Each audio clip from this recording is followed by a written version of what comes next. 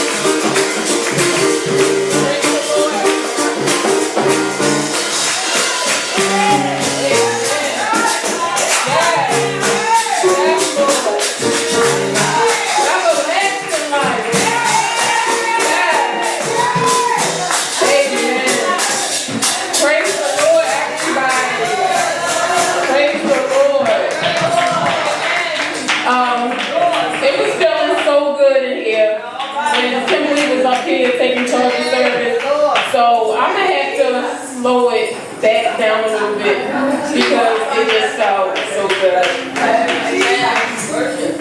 Bow down and worship Him.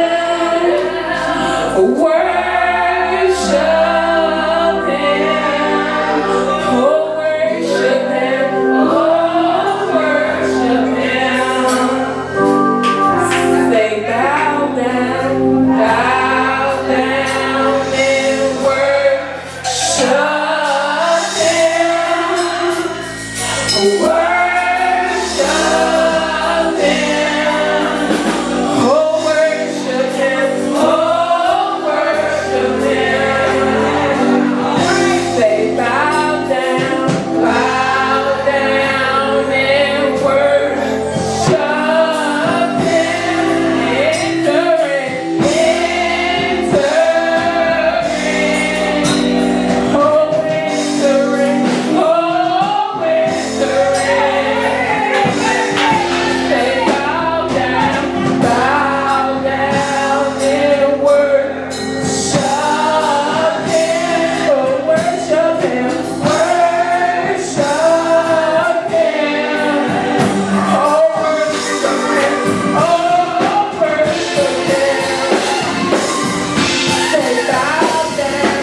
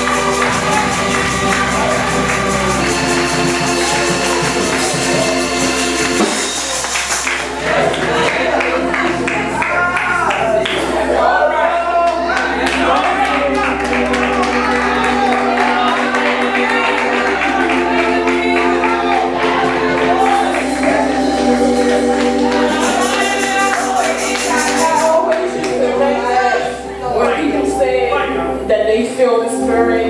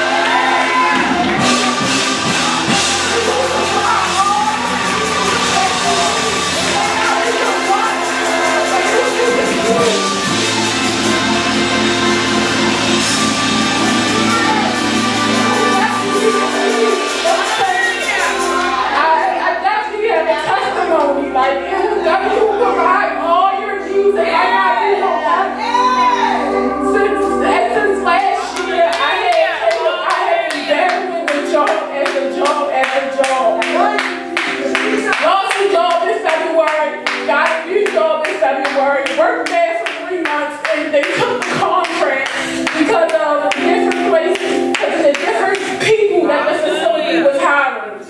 So now I'm back at stage 1, jobless again.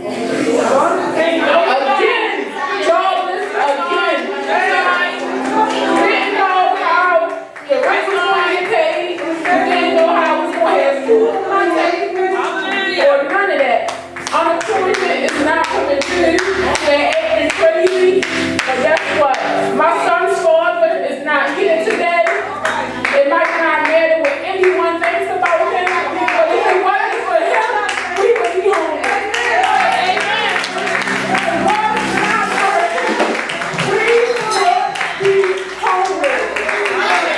He ensured that the bills were paid without hesitation. No argument, no nothing about it. No, he might not be married, but he's a man of his word. He makes sure that his household is taken care of. And I thank the Lord for him. He worked last night. He did not get in the house till 5 o'clock this morning. So there's no way that he can make it here, but he did say that he wanted to be here. I just had to thank the Lord for him. Because without him and without the man upstairs, nothing would be possible. Nothing would be possible. That help don't come from man. That help comes from the Lord. The Lord has the man on man's heart to help you. No, unemployment is not helping me. They're not helping me. I don't have anything. Nothing at all. But just when you think that no one's going to help you, God lays on their heart to help you. I had to come, I had to fast, and I had to pray, and I had to come. He kept saying, can you provide the third Sunday? Can you provide the third Sunday? I said, Lord, I don't want to get up there because I'm a mess. But that is Kenny, that is my youth pastor, and he has been there for me when I needed him to go. So he knows that I can say no to his son. And when I came in, I was wrapped his arms around me, and he shook me, and he said, get up there because that's where you need to be. While you up there, I will search you inside, and I will search you outside, and I will make it better than you.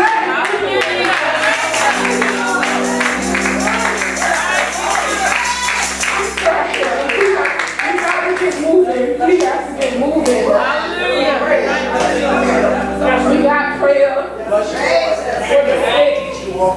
and the shut-in, people who can't get out, want to be here behind the walls, want to be here, people laying in the bed, in the hospital, the nursing homes, and I went to see my baby last week, and I was so excited. I went to go see my baby last week, and I told her, I said, I love you so much.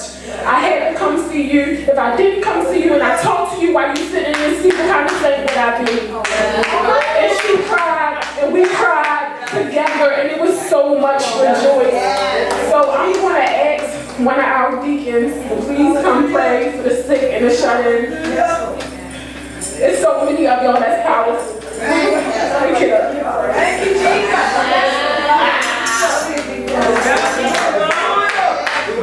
Heavenly Father, first of all, we want to give you thanks. Everything that you have done for your miracles, all that you have done. We thank you right now. Dear blessed Savior, look on, oh God.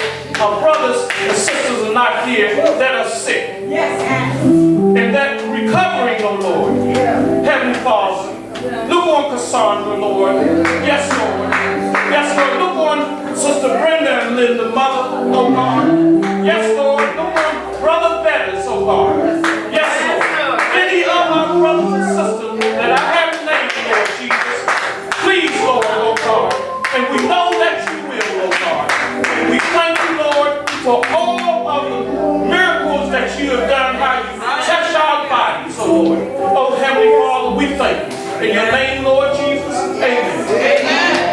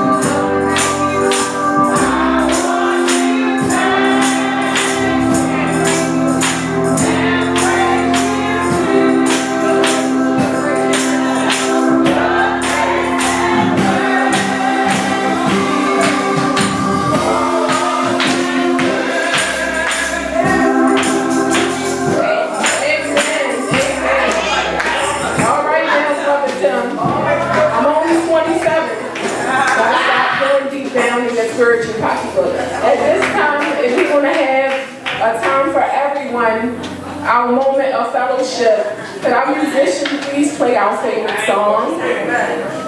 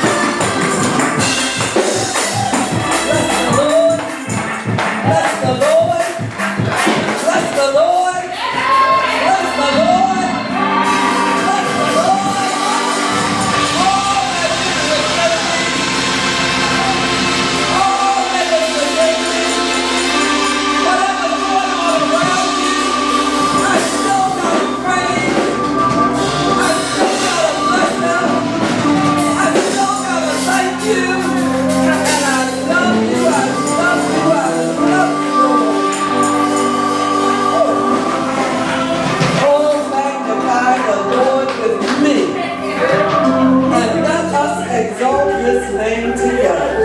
Oh, church, it's good in here today. It feels good in here today, don't it? It feels good in here today. I'm glad to be in the house of the Lord, in the land of the living, able to give God a praise, able to thank him for what he has done, where he has brought me from, where he's taken me to. Amen. You don't know like I know what the Lord has done for me. Oh, I praise him on today. Can I get an amen?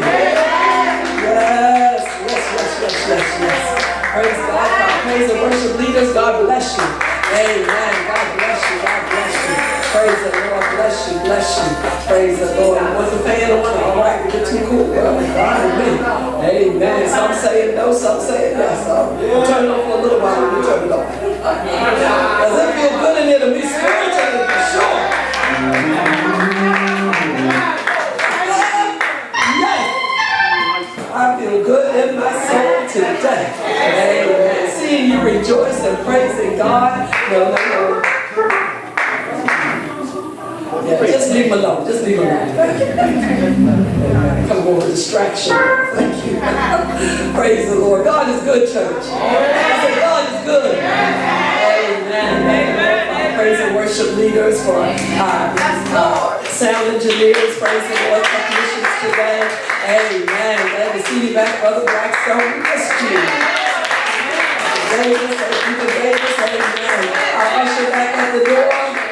Our musicians today, our preacher today, the Zion elder and all the deacons, mothers, everybody, our visitors today, new baby in the house today, I'm in the house today, you in the house today, you're in here, amen. I am just grateful to be in the house of the Lord on today. Our youth and young adults, amen. Didn't they sing for us today?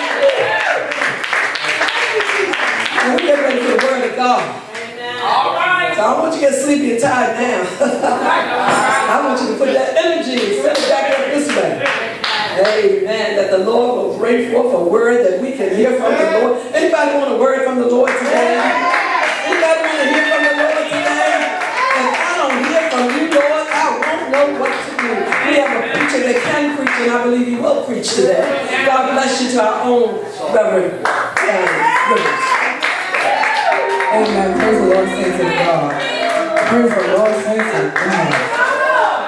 Ooh, hallelujah. It is a rich spirit in this house. Hey, hallelujah. Let's go to the word. Everybody, let's go to 2 Samuel chapter 6. The second book of Samuel, chapter 6. While you're looking for that, I want to sing a piece of the song. I'm so glad that the Lord saved me. I'm so glad that the Lord saved me.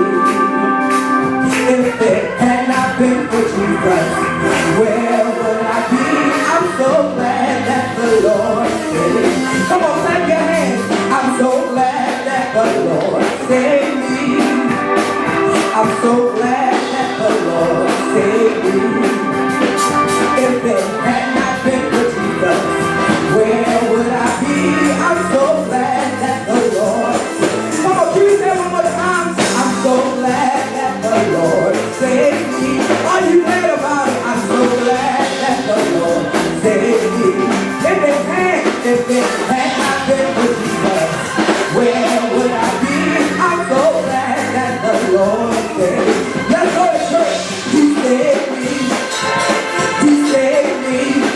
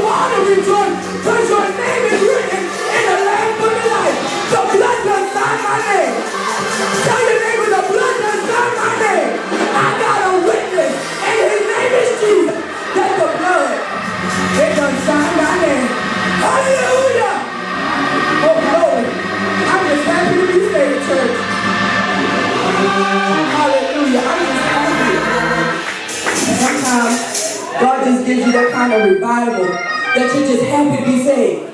That everything else doesn't matter as long as your soul is saved. I'm just happy to be saved. Everything in my life could be flipped upside down, but I'm happy that God saved me. Because not only did he save me from the enemy, but he saved me from myself. Because I would have took myself a whole lot of places, but God saved me. Even if the enemy who I is you.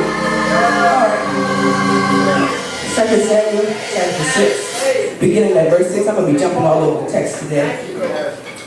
And when they came to Nachon's threshing floor, Uzzah put forth his hand to the ark of God and took hold of it, for oxen shook it. And the anger of the Lord was kindled against Uzzah, and the Lord smote him for his error, and there he died by the ark of God. And David was displeased because the Lord had made a breach upon Uzzah, and called this place Pazurah Uzzah to this day. And David was afraid of the Lord that day, and said, how shall the ark of the Lord come to me? So David would not remove the ark of the Lord unto the city of David, but David carried it aside into the house of Obed-Edom the Gittite. Verse 13, let's jump down. And it was so, and that when they bare the ark of the Lord, and had gone 6 places, he sacrificed oxen and fattening.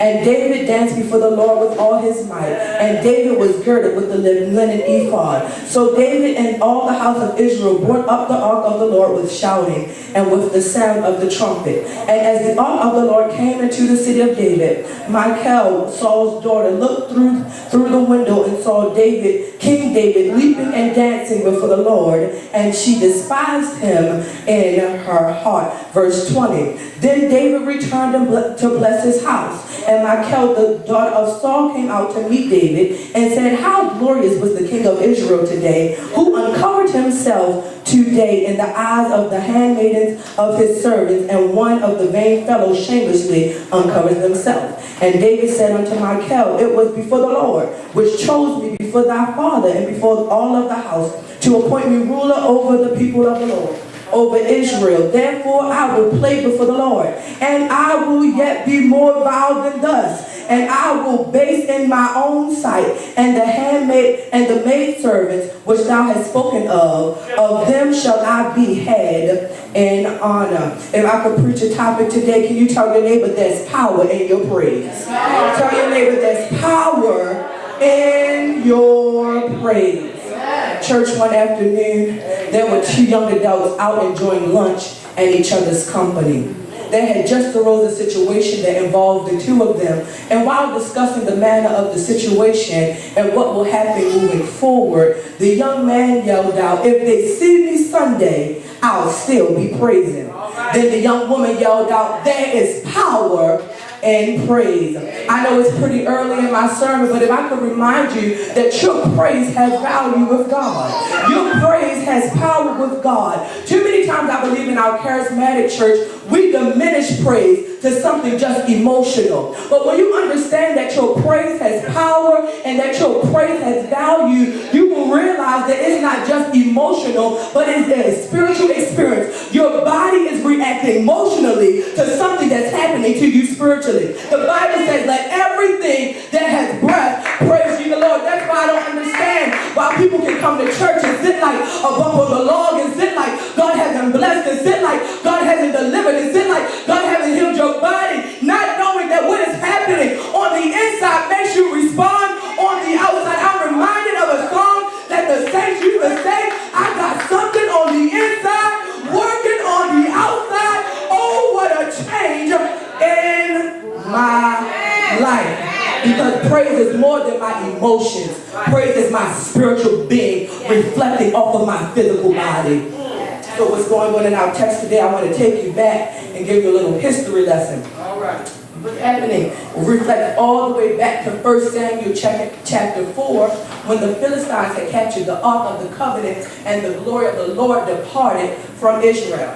The Philistines had parted the ark and the trophy of war in Ashdod, Gath, and Ekron. But as long as they kept it, sickness followed, and no Philistine city wanted the ark of the Lord with them. So after 7 months of sickness, they returned the Ark of the Covenant back into the Israelite territory, and they put it on a new cart that was pulled by oxen. So where they took it was not, they did not give it to the Israelites, but they put it in their territory. They put it in this priestly city, and even the priests couldn't handle the glory right. See, that's the issue right there. Because what happens when you're in leadership and you don't handle the glory right? What happens if you're a member and you don't handle the glory right? Because when you have the glory of the Lord, it's so valuable that you have to handle it right.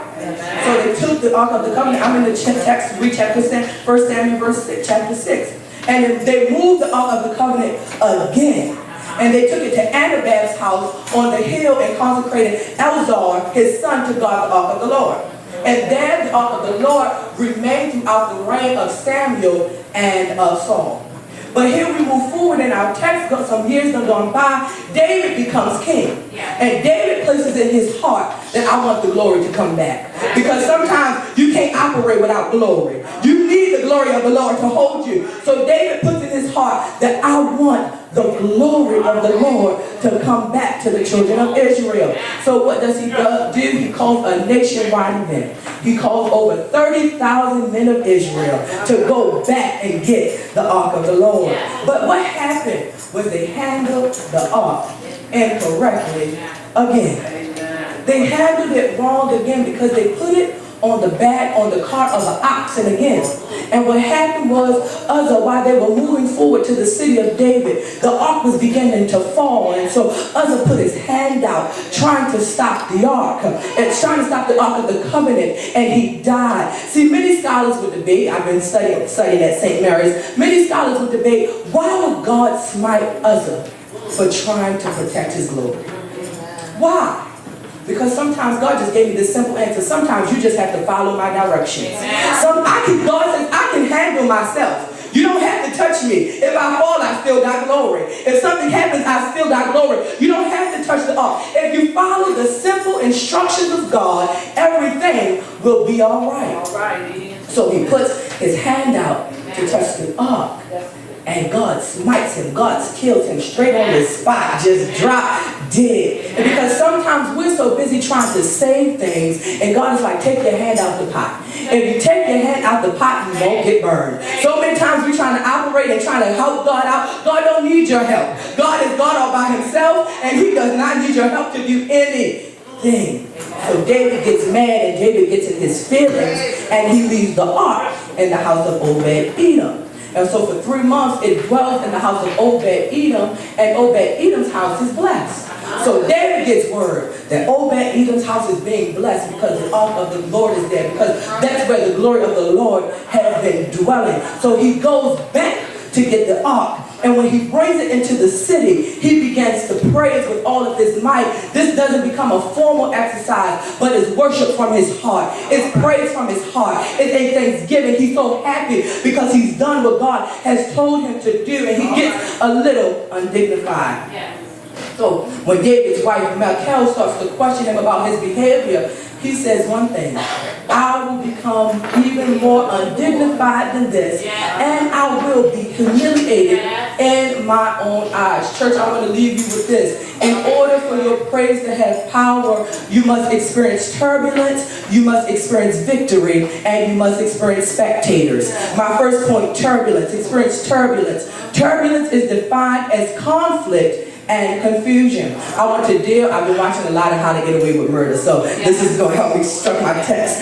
I want to deal with the narrative from Uzziah's side, because there's a lot of narrative that you can go this way. I want to deal first from the narrative of Uzziah. He died in a moment, and the truth of the matter is they were already carrying the ark of God wrong. If you read Numbers chapter 7, it tells you how to carry the ark. They have these holes on the side. You put the poles in the hole, and the Levites, those who are chosen by God, is to carry the ark on their shoulders. Your hands are never supposed to touch God's glory. So what happens was they were not carrying the ark right. First of all, they didn't have Levites carrying the ark of God. That's number one. Metaphorically speaking, today, we are the Levites of God. We are those chosen for God to carry His glory. So what happens when you carry the glory of God wrong? What do you do when you mishandle God's glory? There is consequences for mishandling the glory of the Lord. I know you don't like to hear it, but you're going to get beat by God if you mishandle His glory wrong. So they carry the glory wrong. You can't play with something so powerful, something so strong, something that has been contained to carry the presence of God. That's why we respect our church. That's why it doesn't matter what part of the church you're in. You ought to hold it up for honor and hold it up because that's where the glory of the Lord dwells. There's been days I've been in the basement and I could feel the presence of the Lord so strong. It's not just in the sanctuary, but it's around the building. It's in the building. That's why we honor the house of God so strong. That's why we honor our pastor. We honor our leaders. And really we're supposed to honor anybody and everybody who calls themselves a saint of God because they carry some kind of glory. It doesn't matter if you have a title. It doesn't matter if you're preaching from the pulpit. It doesn't matter if you have a reserved seat. You got glory living on the inside of you. The truth of the matter is so many times in our charismatic churches, you don't see this in a lot of the Caucasian churches. People don't fight over titles over there because everybody's kind of like brother and sister. You look at pastor, some of the Caucasian pastors, they're like, you call me brother, call me sister. So many times we're trying to fight for a seat, but we don't got no glory. You trying to sit hard, but you don't got no oil. What is going on with the church when you don't have glory? You want to operate with no glory. And it comes with a price. If you mishandle the glory of the Lord incorrectly. Now let's take a look from the narrative from David's side. Imagine how David must feel. David goes back to get the ark of the Lord with the best intentions.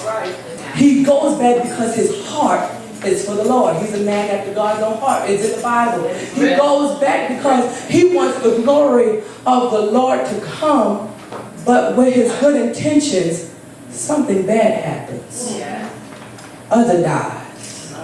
He had all the right intentions. Anybody ever been there? There was like, I had the right intentions to do something for God, and next thing I know, I experienced turbulence. My heart was in the right place. My mind was in the right place. I really wanted to do it out of the sincerity of my heart because I love God, because I love my church, because I want to serve the people of God, but something bad happens. Have you ever been there? You've been minding your business. You've been praying. You've been reading your word. You've been fasting, and here comes conflict. You've been praying. You've been reading your word. You've been coming to church, and here comes confusion. You've been praying. You've been reading your word. You've been paying tithes. You've been going the extra step of the mile, and here comes turbulence in your life. What was wrong with David was instead of him getting up and moving forward, he stopped, got angry with God, and left the glory in Obed-Edom's house. I want to encourage somebody today that don't let turbulence knock you off your A game. Don't let turbulence make you distracted. Don't let the trials of this life make you give up on God. But you got to get up, keep going,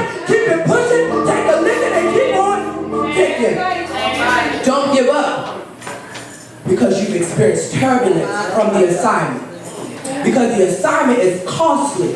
So the enemy is going to try to fight you with everything he has in order to get you off your assignment. He's going to try to fight you in order to make you stop. He's going to try to fight you in order to make you give up. But I come by here today to encourage you, don't give up, because the race is not given to the swift, neither is it given to the strong, but the race is given to the one who can endure till the end. Everybody thinks that the assignment is preaching.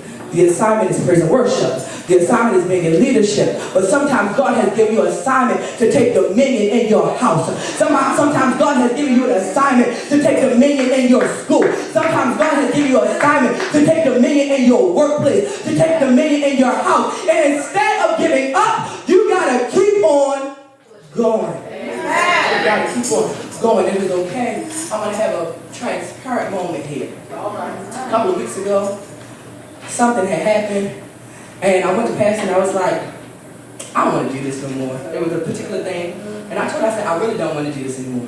I said, honestly, I'm praying that God releases me from doing it because I don't want to do it anymore. And I was so flustered. I was so angry. I was so mad. I experienced turbulence.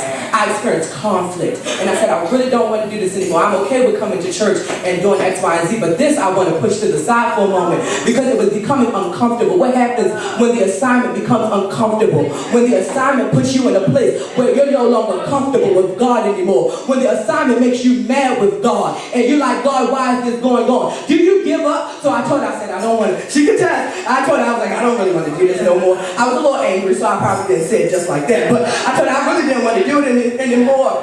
And then God had to tell me, get out your feelings. And I'm like, what? And God is like, get out your feelings. You always tell people, get out your feelings. Get out your feelings. I said, oh, I tell anybody in a moment, get out your feelings. I can't do this with you. Get out your feelings. Get out your feelings. And God tells me, get out your feelings. Because your assignment was never about you. Your assignment was so that I could get glory. And anytime you're in your feelings, I can never get the glory out of you because you're too wrapped in your emotions and not in my glory. He tells me, get out your feelings. I was shook for a moment, like, hold up, God. Did you just tell me get out my feelings? Wait a minute. You know, sometimes you're like, wait, was that God or was that me? I'm like, was that God or was that me?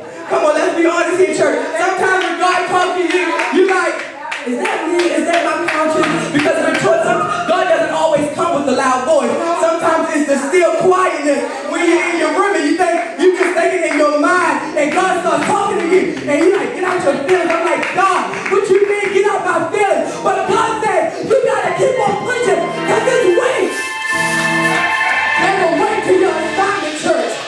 There's a weight to your assignment. It doesn't matter if it's for your children to be saved, for your husband or for your wife to be saved, for your family members to be saved. There's weight to your assignment. And don't get in your feelings because they make you unhappy for a moment. But you gotta stick to the assignment. He gives up. He gives up. He says, put the ark in Obed-Edom's house. Because right now I'm mad with God. Right now I'm angry with God. I know sometimes we act like we the happiest saints in the world. But if the truth be told, sometimes we get mad with God. Sometimes we're just like, God, did you really make that happen? God, did you really have to do that? God, I'm a little angry with you, but I know I got to serve you. See, that's the issue. Sometimes when you get angry with God, you sit down.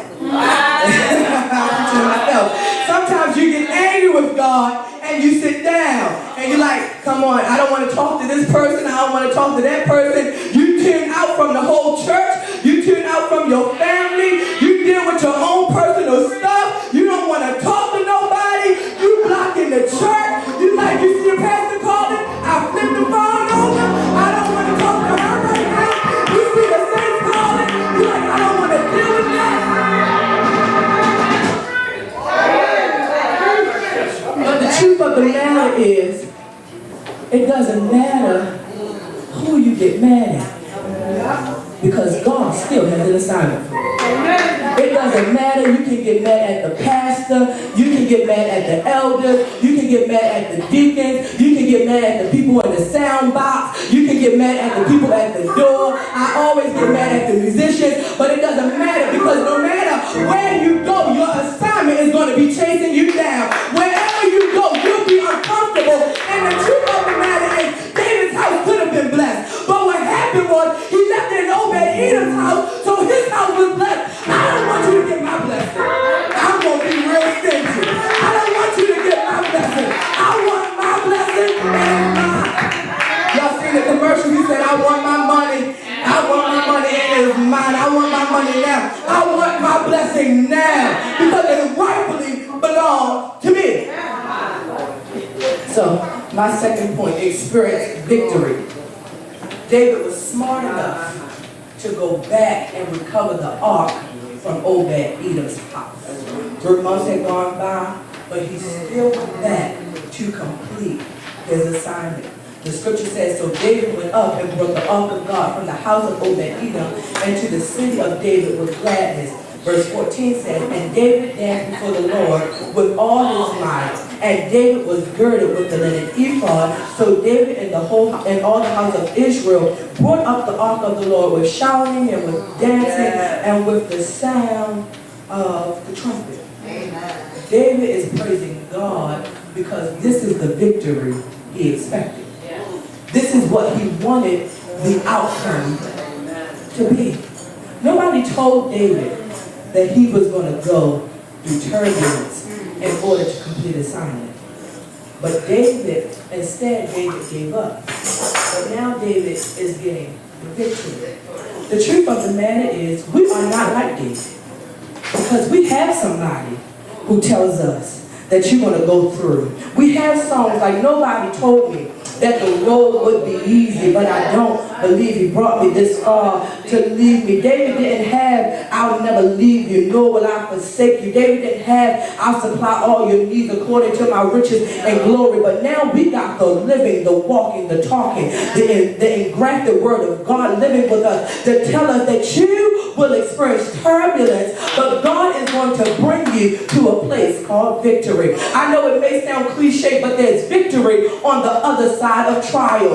God is going to bring you into a place where your turbulence makes sense, and this place is called the place of victory. If we be honest, it's not until we experience turbulence and then we experience victory that we understand what the turbulence was really for. It's not until God brings us into the place where we have victory that we say, that's why I went through that. It makes sense now. I get why I had to go through that. Because now God is fulfilling, he's fulfilling his word. He's showing us his mysteries of why I had to take you that direction, why I had to take you that route, because you will never get here. You may never really appreciate when you bring the glory of the Lord back if you don't go through turbulence. The Bible says that when they brought the ark into the city of David, they were dancing, they were shouting, and they blew the sound of the trumpet. Can I be honest? Praise hits differently when you've gone through something. Like praise, like it just comes differently once you've gone through something. It's okay to praise, you praise. As a youngster, I just was shouting and shouting, I felt the good music and I just went to glory. But when you've gone through something with God, when you experience something with God, when God brought you out of something, if it was sickness, if it was your job, or if it was your household, if it was your family, or if it was your mind, and the devil was trying to play with your mind, he was trying to play with your psyche. But when God brings you out of it, praise comes differently. When God brings you out of it, it's like I don't care who watching me, it's just me and God. I'm in a place where it's just me and my Savior this morning. You can call me crazy, you can let me fall out, let me roll on the floor, let me cry, but my praise is going to become differently when God brings me out of something. My final point, and I'm out of the way. Experience spectators. You'll experience spectators. Oh, yes. And God had to deal with me with this because our generation, they like a lot of haterade gossip. they like everybody hating on you, but can I be honest? Everybody ain't hating on you. No, they're not. Everybody ain't hating on you. Let's just be honest right there. Everybody ain't haters. Some people, they just don't know you. Some people, and by you, I mean they don't know your story. They don't understand what it took for you to get here. Not everybody is hating, but some people just on the outside looking in. And if you're standing on the outside trying to look into my story, you'll just see the headlines, but you won't see the details. You won't understand everything that took for me to get to this very moment if you're just looking for my narrative on the outside. So I told you I've been watching How to Get Away with Murder. So let's look at my Kel's narrative. So here's a couple facts that Annalise told me. That when you're representing somebody, you have to give some facts about the person. There's some things that the person does know. And sometimes you gotta fabricate some truth, but I ain't gonna fabricate no truth. The word that told me today. So one, Michal knows that Saul, who is her father, hates David. She also knows that she wasn't the first author. Come on, Bible scholars, you gotta know this type of stuff. She was not the original author for David. What happened was Saul told David, if you go fight Goliath, I'll give you I'll give you one of my daughters. But the thing was, you had to bring 100 pieces of foreskin back from the Philistines. So that was supposed to be a hard task for David to do. So then when he does it, Saul's like, wait a minute, this is not how it's supposed to go. So he offers his first daughter, which is his older daughter. David does not feel worthy enough to take the older daughter. David feels like, I'm not in a place to take this prize. I'm not in a place to take this. So he gives the younger daughter. But the thing about it was, the first daughter didn't love David. The older daughter didn't love David. David really didn't love neither one of them, let's be honest. Let's talk about this mixed up love story here. David did not love neither one of them. But Michal, who was the youngest daughter, she loved David. Young people, who help me Holy Ghost today? Don't fall in love with somebody who you know will never love you back.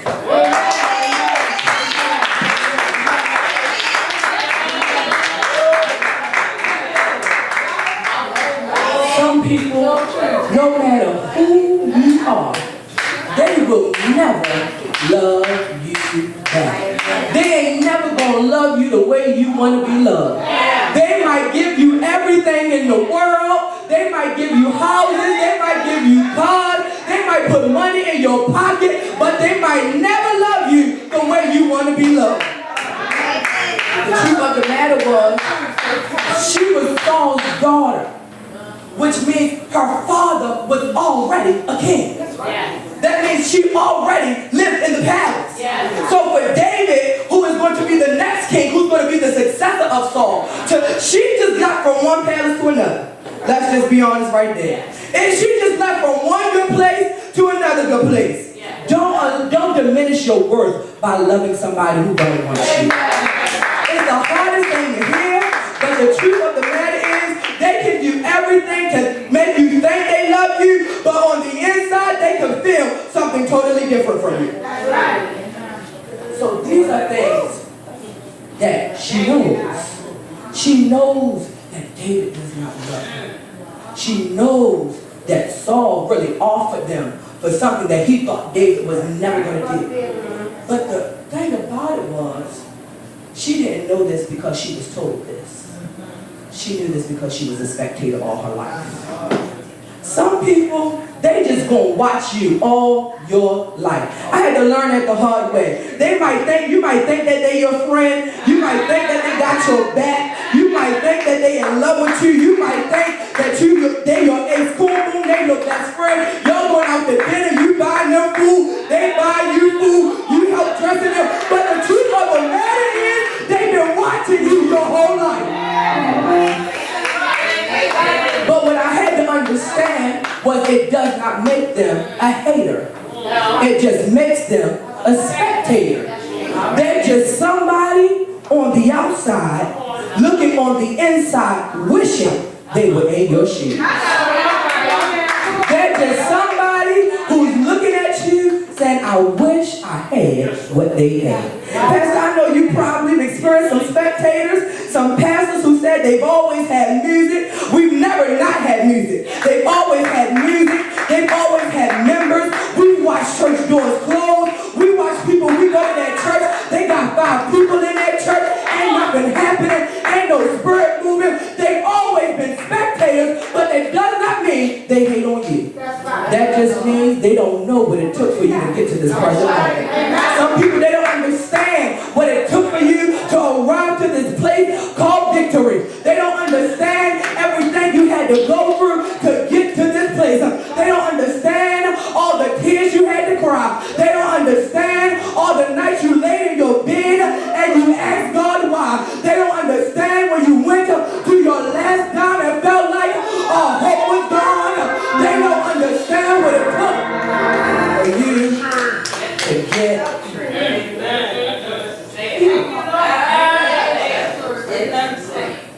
a lot of people, they're just on the outside looking in. And the truth of the matter is, people judge you by your headlines, but they don't know your details. People judge you by what they think they know about you, but they don't know the full story. People look at you from the outside and they hear, did you hear what happened to so-and-so?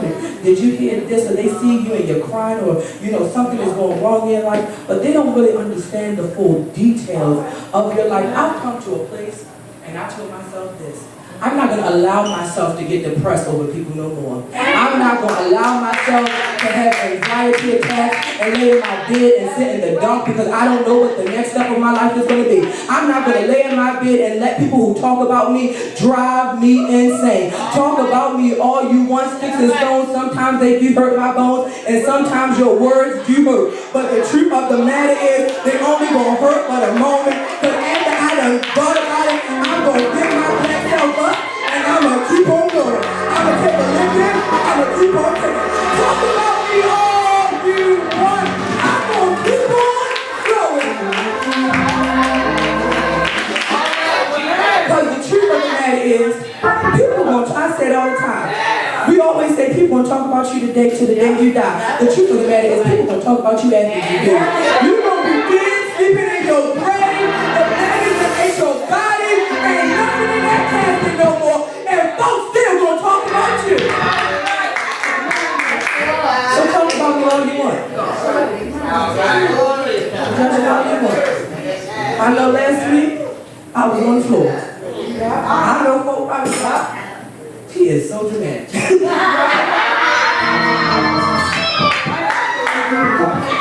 know folks like, he goes through this all the time. He always gonna fall out somewhere. Always got a word from God. Talk about me all you want, but I'ma be like that. I'ma keep on praying.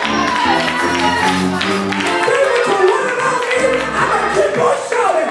I'ma keep on dancing. Cause you don't know what I know. What is up for you? You can't get it.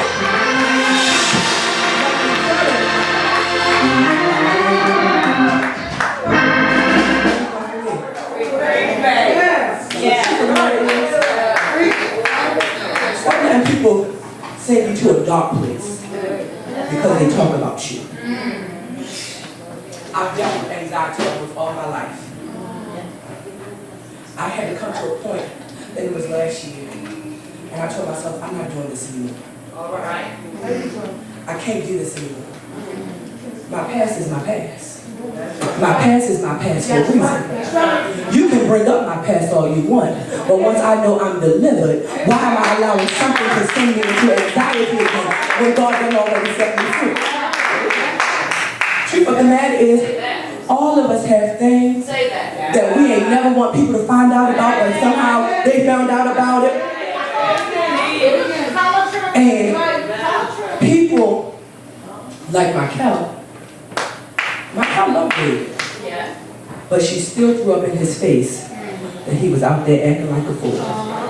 Folk gonna try to hold stuff over your head like a mistletoe your whole life. They gonna dangle it over your head and make you think you are controlled by your past. Do not let your past control your future, because God got somewhere for you to go. God is gonna bring you to a place that you carry His glory. So my response in this season is like David. I'm going to keep on praising. I'm going to keep on acting undignified.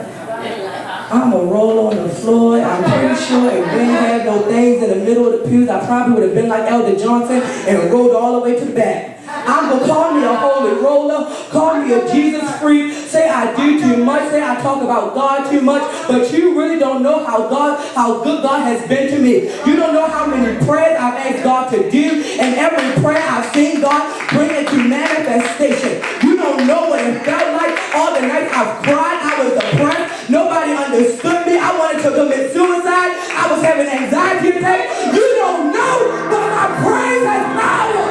My praise has power with God. My praise picked me up. My praise turned me around. And my praise is my weapon. It's my weapon against the enemy. When the enemy comes against you, like a flood, the Lord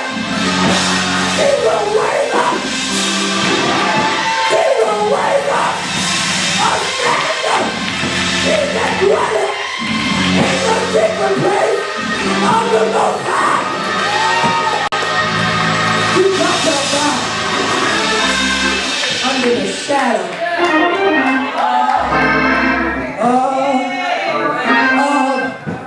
We gotta abide under the shadow of the Almighty. I have to remind myself, like Pastor used to tell us, I will bless the Lord at all times, and His praises shall continually be in my mouth.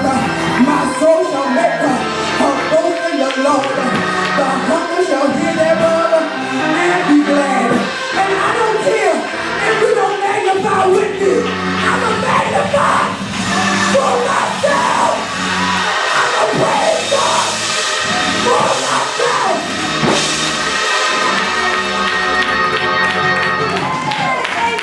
Because you don't understand the turbulence that I had to experience to get here. So I'm going to be just like the song I sing on Praise and Worship. Victory is mine.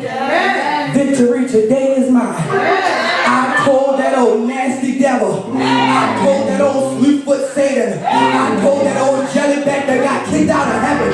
Get me behind. Because victory today. Victory today is mine. Stand it on your feet. Let's go. Let's go, saints. Hallelujah. Hallelujah.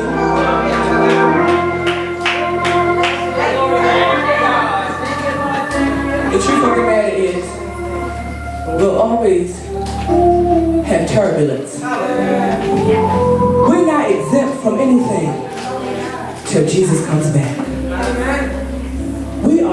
He was tempted the same way we are tempted. But we have a high priest, and His name is Jesus. And He helps to bear the infirmities of the weak. His name is Jesus. And He said that my yoke is easy and my burden light. His name is Jesus. And He said, I'll never put more on you than you can bear.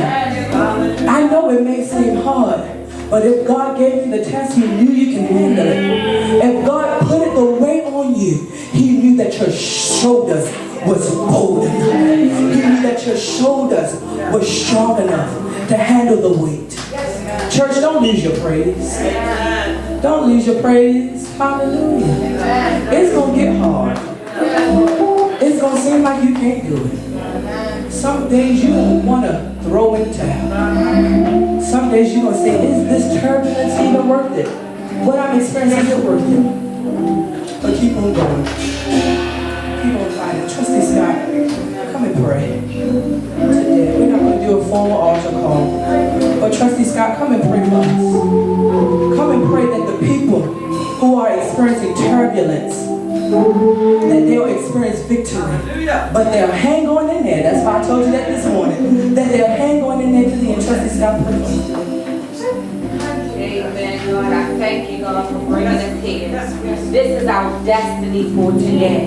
That on this Sunday, the third Sunday in May 2019, we were going to be sitting here listening to your word. God, bring about a change, God. Bring about a restoration, God. Bring about a new thing in us, God. Create a new way of worship, God. A new way of praise, a new way of thinking, a new way of being, God. Somebody's going to leave this place on today. And on tomorrow, they're going to realize that it may be too late. That they should have prayed and got on the altar today. God, don't let it be our fate. Don't let us leave here today knowing we need to be on the altar. Don't let us leave here today with the need of one and a desire. And we walk back out the door with it. Lord, have your way, God. Speak now, God. Prick now, God. If the Lord is pricking you, tag it on your heart. If there's something that you're standing in the need of, don't worry about who's on your right or who's on your left. Don't worry about what your girlfriend may say or the person behind you. Don't worry about your parents that sit there. Don't worry about the person that say you come to the altar too much. Come and get your blessings. Come and get your release. Come and get your hope. The Lord calls this person. He's waiting on you to surrender. He's waiting on you to give him your all. He's waiting on you. You have the choice.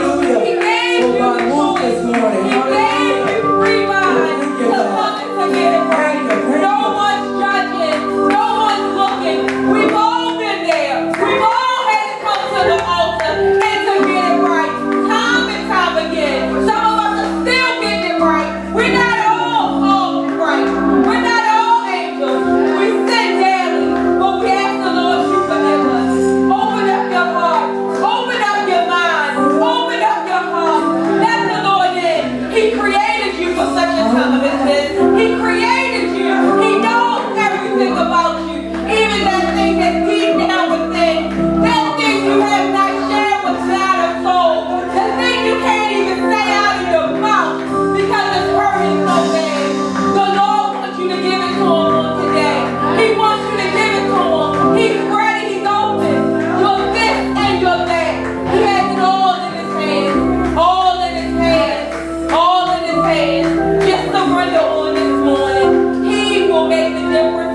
life. He will give you joy. He will give you peace. He will give you happiness. He will give you love. He will give you exactly what you need. He'll give you that job, that house, that car, that spouse, whatever it is. Ask and it shall be given. In Jesus' name I pray. Amen.